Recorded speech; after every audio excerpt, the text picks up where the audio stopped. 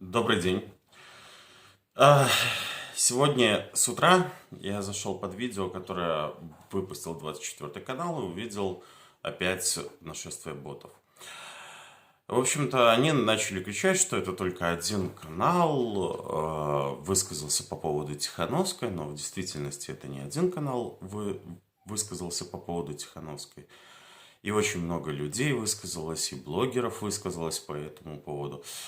И я хочу показать очередной канал вам, это Цензорнет, и то, что они думают по поводу этого высказывания.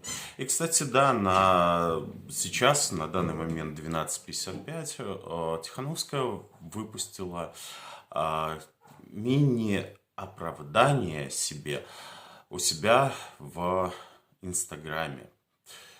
Правда, Свет, в Инстаграме у себя ты сделала заявление на весь мир, а выпустила маленькое оправдание в Инстаграме и даже не попросила прощения. И я думаю, что украинский народ еще долго не забудет этого. Ты думала, что ты сможешь точно так же, как присваивала белорусские инициативы, присваивать еще и украинские победы, но не тут-то было, потому что украинцы такого не прощают. Приятного просмотра. Ну, а тепер про Тихановську. Дійсно, ну, якби, чого б ми приділяли їй увагу, з іншого боку, хто це така взагалі. Але цей персонаж, який формально залишається лідером білоруської опозиції, і ще й мало того, в європейських країнах, я так розумію, розглядається як дійсно реальний кандидат на якусь умовну Білорусь без Лукашенка, сьогодні видала шедевральну заяву, що, мовляв, білоруси врятували Київ, мовляв, саме через білоруський народ, і от це от все, росіяни не змогли Київ, і взагалі Білорусь для росіян не була френдлі країною. Ну, так, дивіться, давайте без зайвих там типа емоцій. Я цитату я зацитую, Давай. это просто. «Во многом, благодаря белорусам, прекратилось нападение на Киев. Российская армия не чувствовала себя комфортно на наших землях». Так от, ну дивіться, я просто не хочу зайвих емоцій витрачати на людину, яка їх навіть не заслуговує. Абсолютно. Тобто, знаєте, я взагалі дуже здивований, чому вона випущена, враховуючи, що її чоловік сидить. Можна задуматись, чому. Но я би сказав так, дивіться, ну, чесно, хоча я вже цілком реально вірю, що Тихановська, може, дійсно там на Лукашенка працює, тому що стільки зла, стільки тупості, ідіотизму, яка надходить від цієї людини, власне, для самої Білорусі, ну, складно придумати. Тобто, я повторюся, зараз є крута, боєздатна, дійсна, повірте, це вам не якийсь там міфічний регіон Свободна Росія. Я не знаю, це якась мулька, з якою зараз носяться спікери Банкової. Що це таке, я поняття не маю і не вірю, що воно буде. Я теж. А от, вибачте, полк імені Кастуся Каліновського, це абсолютно реальні люди, яких я в тому числі особисто знаю. І це круті, реально. Це люди, які мають право називатися словом білорус. Це люди, які вірою, правдою служать зараз в українській армії, воювали під Києвом, зараз там не буду казати, де воюють. Ну, воюють, друзі, мають втрати, але воюють. Їх достатньо чимало, ну, не буду казати кількості, для чого це потрібно. Це не ну, повірте, достатньо. Вони вже дійсно полк. Тобто там не батальйон, не рота, вони полк. Але давай так, якщо брати 9 мільйонів населення Білорусі, то так це от, дуже трошки. Тут справа навіть не в трошки, справа в тому, що якби мадам Тихановська була дійсно лідером білоруської опозиції, то вона би, по-перше, я вже 1000 разів казав, що вона мала давно бути в Києві. Тому що абсолютно очевидно, що якщо Білорусь і має шанси якось звільнитися від Лукашенка, то це очевидно, що тільки завдяки Україні. І нікому іншому. Поляки цього робити не будуть. Це очевидно через те, що вони там члени НАТО, і у них там багато є обмежень, яких нема у нас. Наступний момент. Найбридкіше в цій всій заяві, тому що вона ж зроблена була не просто так. Для чого вона це все говорила? Справа в тому, що білорусів зараз починають відправляти разом з їх дружками-росіянами під санкції. Їх починають жорстко щеміти в країнах Східної Європи, наприклад, в Чехії, друзі. А ми вам розказували про спроби всяких хитрожопих ребяток під видом українських біженців робити вигляд, що вони теж дуже упосліджені і от такі от нещасні. Так, у мене було кілька знайомих, які казали, о Боже, ми ж так хочемо, щоб нам були такі самі права, як к украинским беженцам. Так от, власне, вона це все зараз, всі ці заяви прозвучали тому, що вони хочуть запобігти тому, що білорусів жорстко почали там виключати з усіх там списків в Чехії. Чому ми переділяємо увагу заявам цієї, в принципі, абсолютно порожнього місця? Тому що вона насправді не керує нічим, за нею ніхто не стоїть. Я повторюсь, це просто порожнє місце. Тому що вже є дві країни, Грузія і Молдова, які, як ви пам'ятаєте, одразу з Україною швиденько побігли подавати заяви в ЄС. На нашій крові. Я підкреслю, на нашій крові. Так і є. При тому, що ні Грузія, ні Молдова, Молдова, я не знаю, там вроді якісь рухи є, Грузія так і не підтримала ніякі санкції щодо Рашки і так далі. Так от, щодо Тихановської. І з приводу білорусів, друзі. Те, що зараз, зараз, я сподіваюся, нарешті буде цей пакет санкцій, в якому вже під санкції попаде вся білоруська економіка і так далі.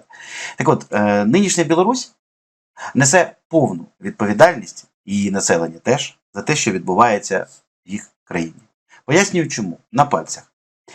Дивіться, дійсно, я можу допустити, дійсно, що окрім полка Кастуся Каліновського є чимала кількість людей, які там втекли, а дійсно там після репресії 20-го року виїхало там щодо до 500 000 людей. Це для Білорусі, для 9-мільйонної країни це, звісно, дуже багато, дійсно. Я цілком можу допустити, що до цих людей було багато хороших, нормальних людей, які в такій ситуації, безумовно, підтримали би Україну, а вони змушені були покинути свою батьківщину.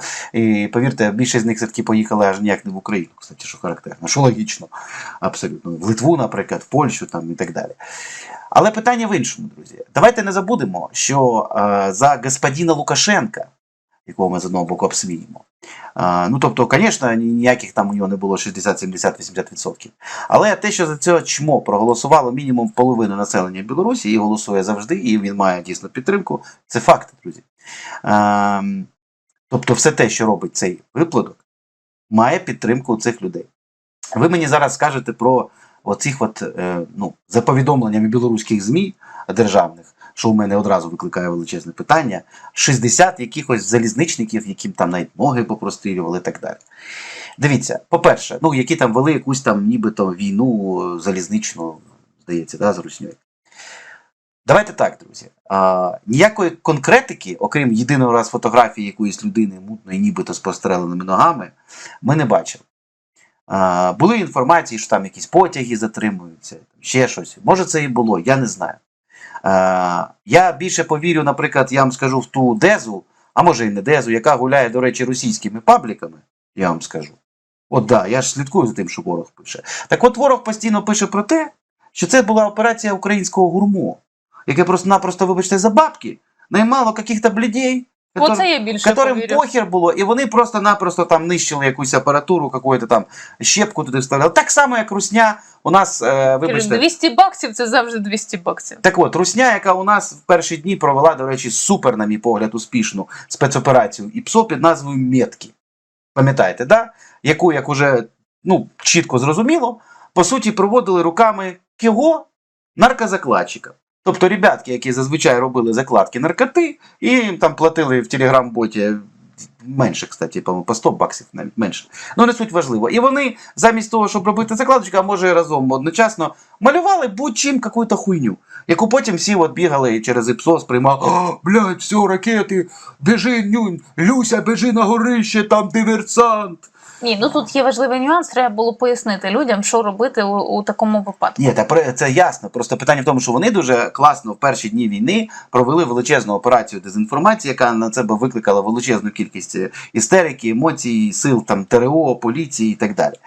Так от, я цілком допускаю, що ті люди, які це робили, це скоріше були люди, яких просто наші розвідники за гроші найняли і так далі. Чи допускаю я, що там були якісь ідейні борці, які хотіли завадити Лукашенку, не Лукашенку напряму, а там російським військам рухатись в український бік?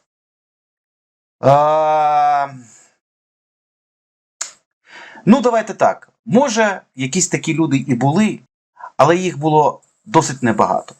Як для 9, менше 8-мільйонної країни, я би не назвав це дійсно спротивом. Я розумію, що можна сказати, але ж у них були дуже жорсткі репресії. Да, вони були. Це факт. Люди тікали там лісами, і це багато випадків, безумовно. Але давайте так, друзі. Ті, хто втік звідти, ті виявили свою позицію. Ті, хто там лишилися, вони теж виявили свою позицію. І тому, пробачте мені, я знову використаю цей аргумент. У мене дід білорус, в мене є білоруська кров. Ми з Іваном Семисюком написали пісню «Червоне і біле» з гуртом Пирятин, який ви знаєте по пісню Арта, можете послухати. В розпал революції. Даже кліп зняли. Да. Тому що мені завжди боліла Білорусь. Тому що для мене це важливо, тому що я теж раніше вважав, що білоруси – це наші брати-сябри і все таке, друзі.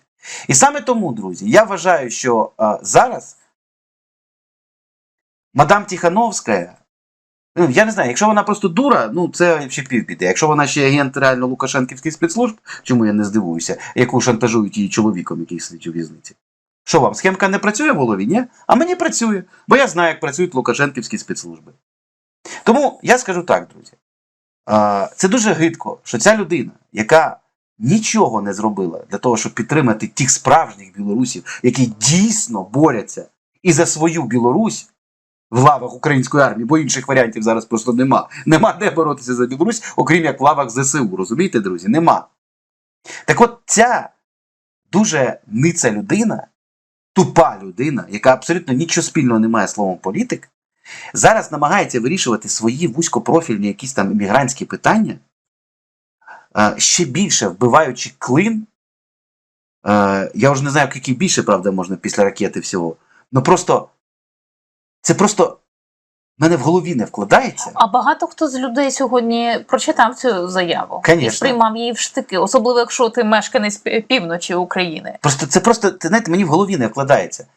Сука, у нас в Київській області вбили 1100 людей. Я не буду сказати, скільки я знаю вже цифри наших втрат військових, повірте, вони теж досить великі. Русських зупинили Збройні сили України і опір нашого населення. Можемо навіть перерахувати тих, хто реально зупинив наступ на Київ. Це Національна бригада швидкого реагування НГУ, в тому числі строковики, які, скажімо так, не злякались хлопці, а стріляли в цей Іл-76 із елітною десантурою, яка намагалася висадитися в Гостомелі. Друге, 72-га бригада з Білої церкви. 73-я бригада, 93-я бригада. 93-я? 79-та. 79-та. На Київщині? Ні, на Київщині 95-та діяла, 79-ї у нас на Київщині не було. 79-та? Ні. Трошки було. 95-та. Спецназ ГУР був, тобто багато людей було. Купа всяких, полка Стуся Каліновського. Коротше, ми всіх і не перерахуємо, бо я боюсь, всіх не знаємо. Просто. І було купа спецпідрозділів, знаєш, яких ми просто навіть не знаємо. Не суть в тому. Єдині білоруси, які дійсно мають право сказати, що вони дійсно захищали Київ, це полк Кастуся Каліновського. Крапка. А ви, мадам Тихановська, зробили дуже багато зла білоруському народу. Тому що я особисто цих слів не забуду. А повірте, я, наприклад, от із тих українців, Марина не дасть збрехати, який завжди дуже плотно спілкувався з білорусами різними. Для мене це була не порожній звук, тому що там в мене є білоруська кров і так далі. Я хочу сказати тільки одне. Ви просто негідниця. Ви реально насрали на тих невелику кількість білорусів, які дійсно мають право говорити і називати себе захисниками Києва. І приписуєте щось, про що ми ніколи не дізнаємося, м'яко кажучи. І граєте ви на руку тільки Лукашенку і нікому іншому.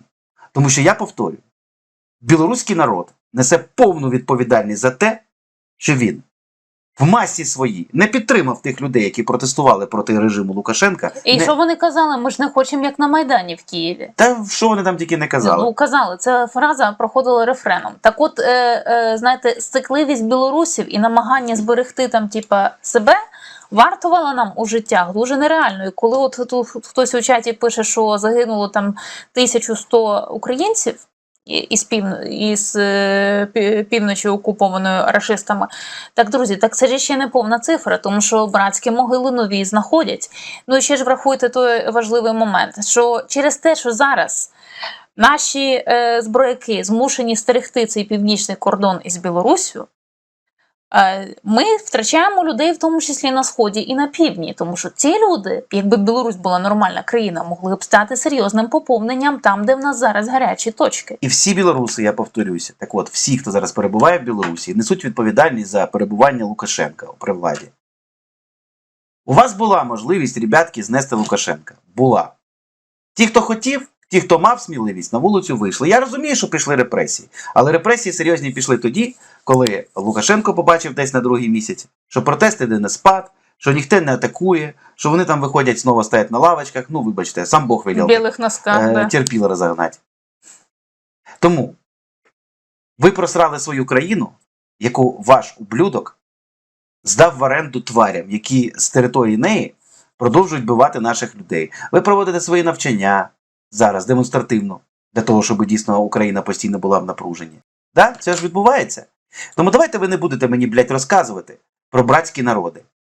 Тому повторюю ще раз. Я знаю, що там у нас там вже білоруські там деякі іммігранти нас вважають, що ми білорусів не любимо. Да, білоруські опозиційні іммігранти, які сидять в Прагах і в Варшавах. Білоруські опозиціонери. Це вам від людини, у якої третина білоруської крові. Четвертина. Ідіть нахуй, ви йобані тварі. Ви, сука, коли приїдете в Україну і будете воювати за Україну, а не, блядь, словами вашої пізди їбучої, яка намагається ваші жопи підтерти в Чехії, тим, що вона розказує, що не всі білоруси такі плохі. Я знаю тільки одних хороших білорусів, які воюють зараз. В батальйоні Кастуся Каліновського, або хоча б перебувають в Україні, волонтерять, допомагають в Україні. А якщо ви сидите десь в Чехії, то сидіть, сука, і закрийте свої їбала. Ви проїбали свою країну, і тепер не намагайтесь, хоч пальцем, блядь, бути причетним до того, до чого ви не причетні. Ви втратили свою країну, і ви на це заслужили. Ідіть нахуй. Вас поімели і правильно зробили. Тому що ви терпіли. Справжні білоруси воюють в батальйоні Кастуся Каліновського. Справжні білоруси, перед яким кожному я готовий потиснути руку і вклонитися до землі. Тому що ці хлопці воюють і за Україну, і за Білорусь. Нормальні мужики. А ви сикуни. І ваша Тихановська тварь, яка дозволяє собі топтатися по будь-яких майбутніх можливостях реально відвоювати Білорусь. Все, я мовчу.